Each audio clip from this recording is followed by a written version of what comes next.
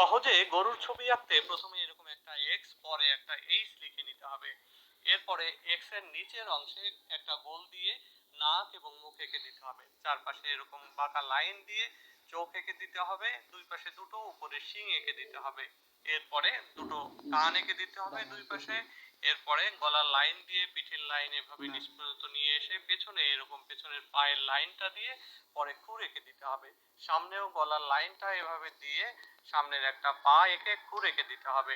এবার পেটের লাইনটা এভাবে দিয়ে দিতে হবে, লেজের লাইনটা এভাবে দিয়ে কমপ্লিট করতে হবে, গরুর বাট এঁকে দিতে হবে।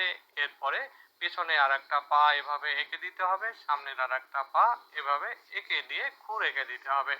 এবার গরুর গলায় একটা দড়ি আমরা ঝুলিয়ে দিচ্ছি, একটা বাঁশ মাটিতে পোতা অবস্থায় থাকবে, সেটার সঙ্গে এটাকে বেঁধে দিতে হবে। পরে এভাবে একটু ঘাস দিয়ে খুরগুলো শিংগুলো কালো করে দিয়ে শেষ করতে হবে। কেমন লাগলো?